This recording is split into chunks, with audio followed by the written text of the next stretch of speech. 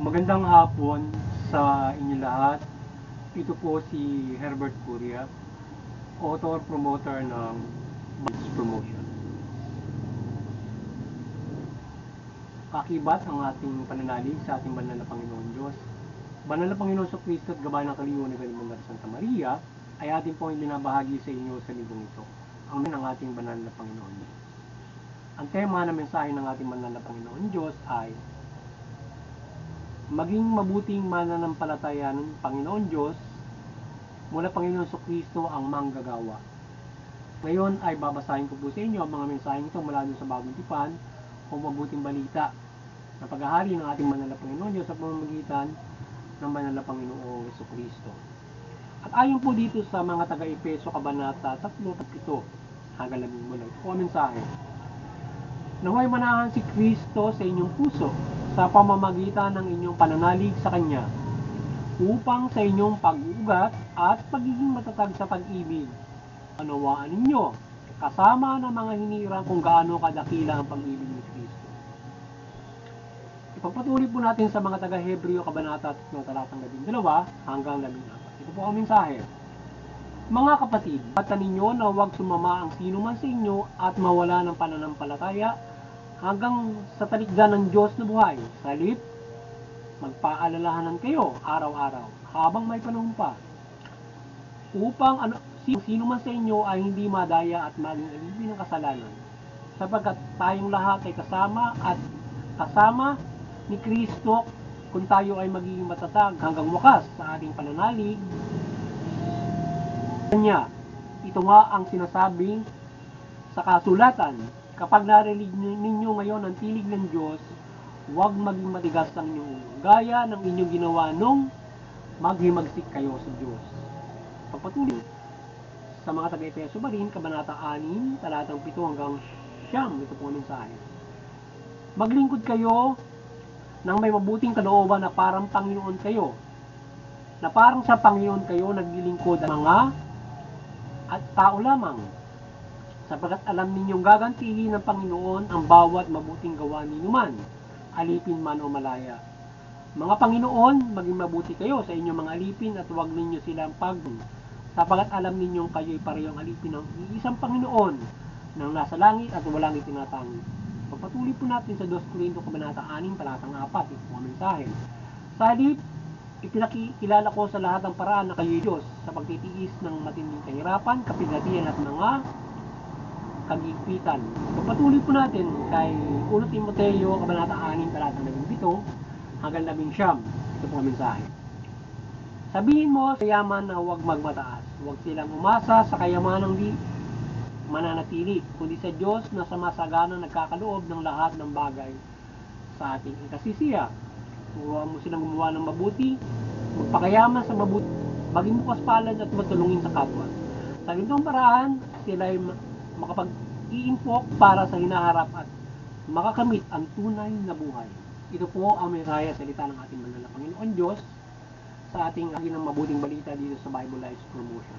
Pasalamatan po natin ang ating banal na Panginoon Diyos, gayon din ang ating banal na Panginoon Hesus Kristo.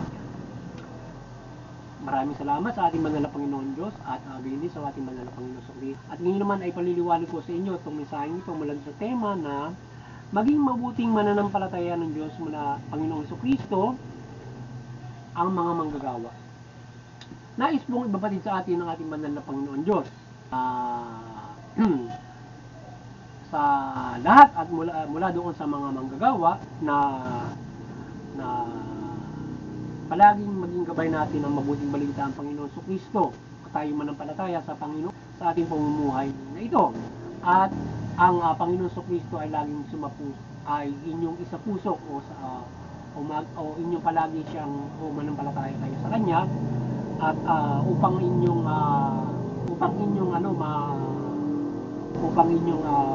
maisabuhay ang Kanyang kalooban, malaman ninyo at patuloy ninyong matuklasan ang kalooban ng ating banal na Panginoon Diyos ang nais niya sa pamumuhay natin ito. At nais ng ating banal na Panginoon Diyos yung mga manggagawa, anuman ang inyong katatayuan, lalo sa panahon natin ngayon, sa iba't ibang parte na tayo man ay tayo lahat ay gumagawa. Tayo parang direktang sa ngayon kasi ang may mga namumuhay pa rin ng mga parang alipin, dito sa ating bansa tinatawag tayo semi-feudal, para ding alipin dahil nga doon sa kondisyon sa paggawa. At ganoon din nangyayari sa iba't ibang bansa dahil doon sa sinasabing hindi mahusay na pamamahala sa kapitalismo. So ngayon ay nais ng ating banal na mga manggagawa, ikaw man ay nasa anong kondisyon, ay huwag kang magkamali.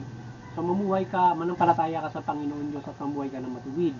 Mamuhay ka ay sa kalooban naman ng Panginoon Diyos mula doon sa mabuting balita. So yan yung nais ng ating banal na Panginoon. Magkaisa yung mga manggagawa at magpaalalahanan kayo sa inyong pananampalataya sa Panginoon Diyos o sa paggawa ng mabuti. Yan, sa pagsunod sa pamahalaan, paggawa ng mabuti.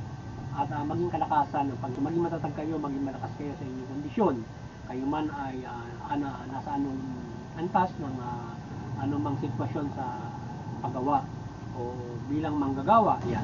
So kayo ay may sa Panginoon Diyos maging buklod at magpaalalahan kayo upang hindi kayo matukso sa paggawa ng mabuti dahil nga sa kondisyon ng kalagayan ng pagiging isang manggagawa. Mabigat ang kondisyon ng pagiging isang manggagawa. Kaya mayahambing natin ito doon ginawa ng Apostol San Pablo. Ang mga gawa ng ating banal na Panginoon Diyos ay ganun din, nakararanas din sila ng ibayong hirap, kapigatian, kagipitan, kahirapan sa kanilang paglilingkod, pero ito'y kanilang tinitiis sa Panginoon Diyos.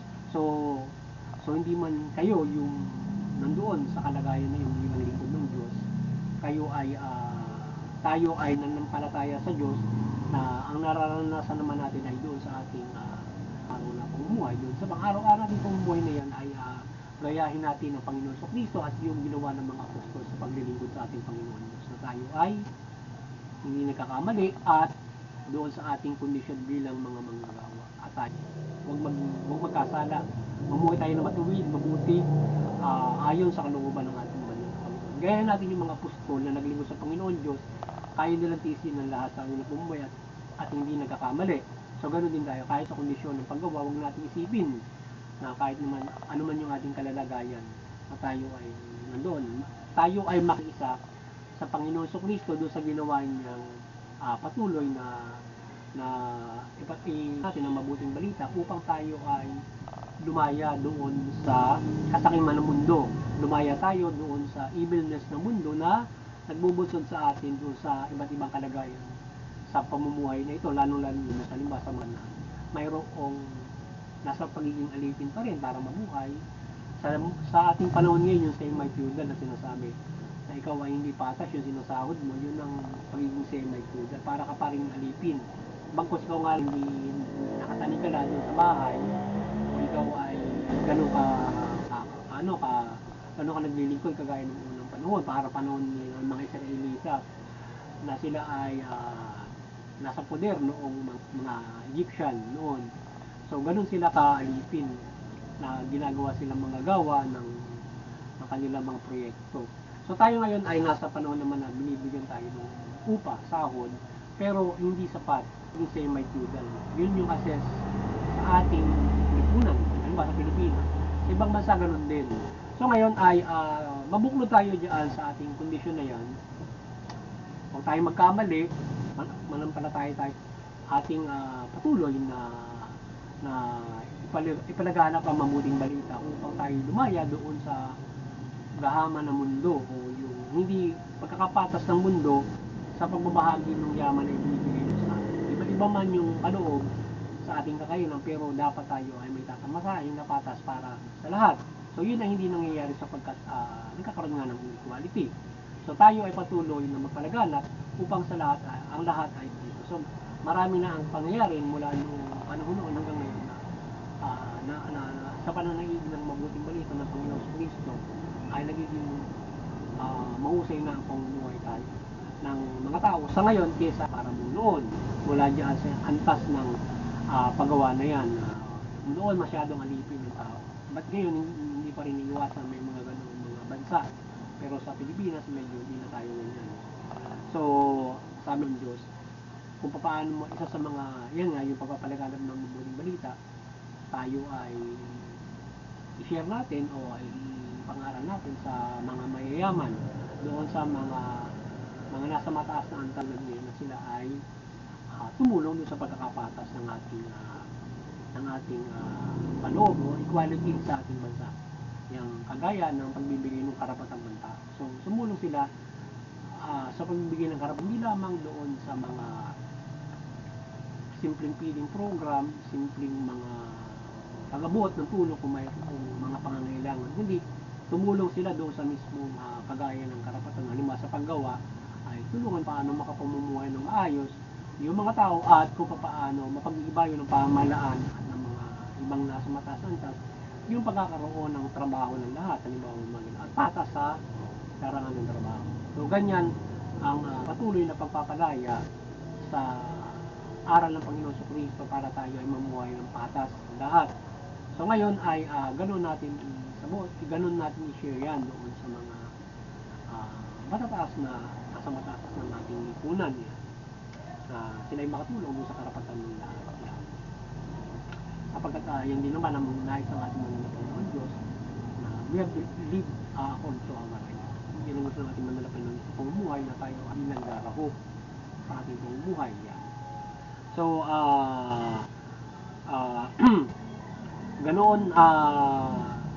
ganoon nais ng ating mananampalatayang na isa sa mga bagay na hakbangin para tayo ay may sa buhay yung mabuting balita. So, yun. Kaya dapat yung mga mayayaman, kayo ay kung kayo ay nabigyan ng pagkakataon ng Diyos sa inyong kalagayan na yan ay kung yan ay nyo sa mabuti ay binigyan ng Diyos sa inyo yan para kayo ay pumango ng iba at magpalaganap kayo para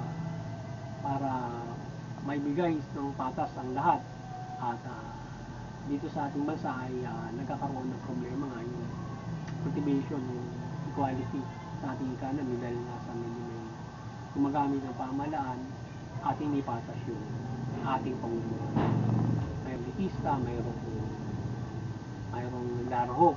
So dapat ay mayroon tayong mabuti na pamamalakad kagaya ng pagbibigay noong according dun sa karapatan pantawan dapat ikabuhay. So dapat yun ay naibigay. Hindi naibigay ng edukasyon sa ating bansa. So isa sa mga makatutulong diyan ay yung mga mismo nanduro na sa posisyon na matataas. So ngayon sila amulat sa ganung bagay. Ngayon yung mga kinuha nila sa inequality yung kanilang pagyaman. So kayo maliwanagan kayo ay magbago. So habang may panahon pa ay magbago kayo at pilitin nyo na magkaroon ng equality sa ating pamumuhay natin ayon sa mabuti, ayon sa karapatan. Kaya halimbawa yung siya ngayon sahod ay bilhin nyo na ayon sa karapatan o ayon sa standard sa karapatan yung sahod na sinasama ng mga gawa para nakapamumuhay ng maayos. Ganun naman katulad yun. So yan ay sa magitan ng mga ganyang bagay ay nakapag-inbo kayo ng mabubuting gawa at kayo ay malugod sa Panginoon Diyos kung kayo ay ganoon ang ginagawa niyo sa ipinagkaloob sa inyo. So yun, muli sana ay nagabayan kayo ng mabuting balita mula sa ating pagbabahagi ng Bible Lives Promotions mula diyan sa mga manggagawa at doon sa mga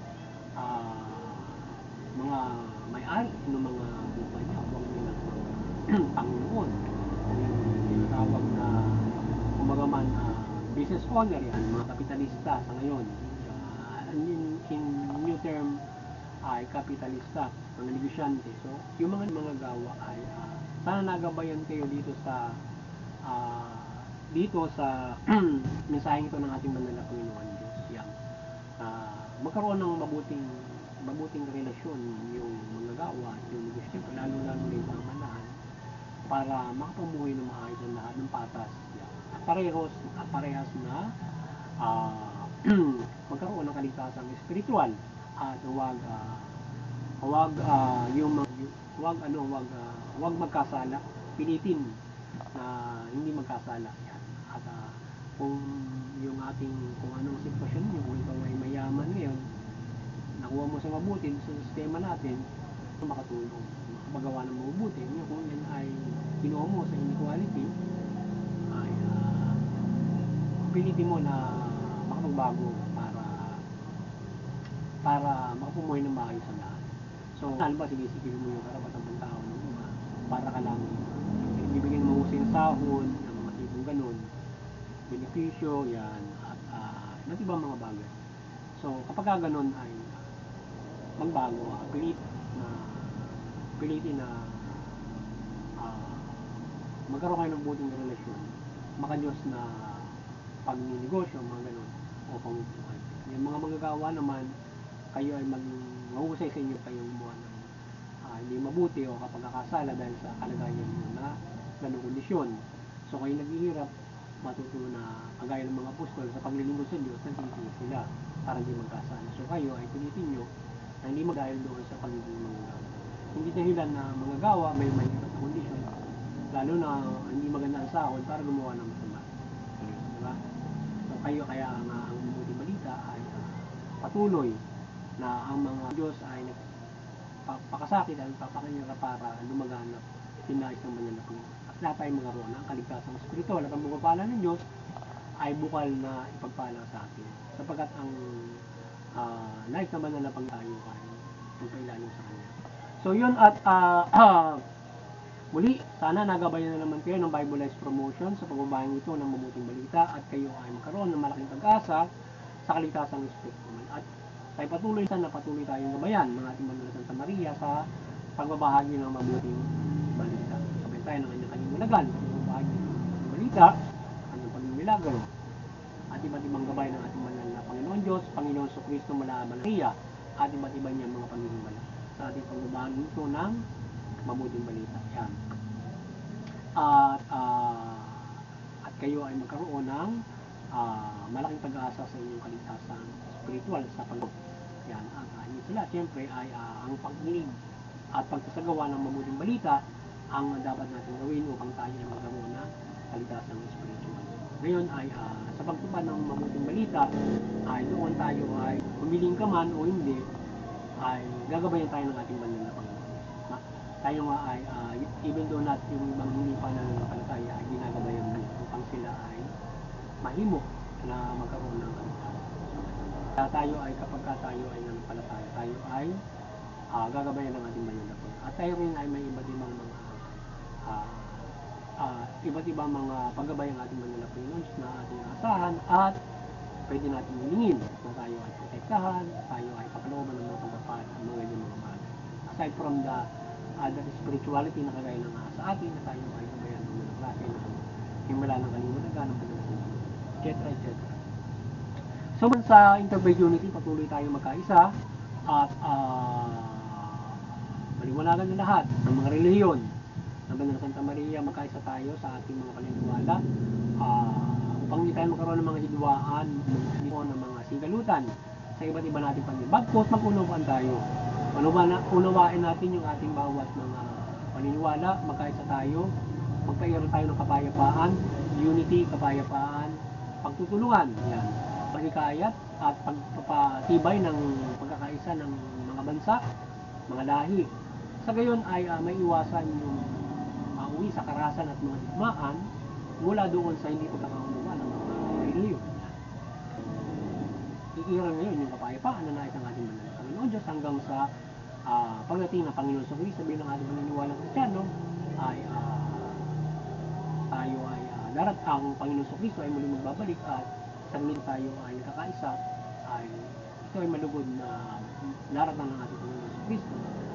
At maliban dyan ay doon sa CBCP and Vatican Church patuloy kayo maliwanagan ni Banal na Santa Maria at patuloy ang sangkatauhan at bansang Pilipinas sa pananampalataya sa ating banal na Panginoon Diyos, wala Panginoon sa Kristo at mabuting balita.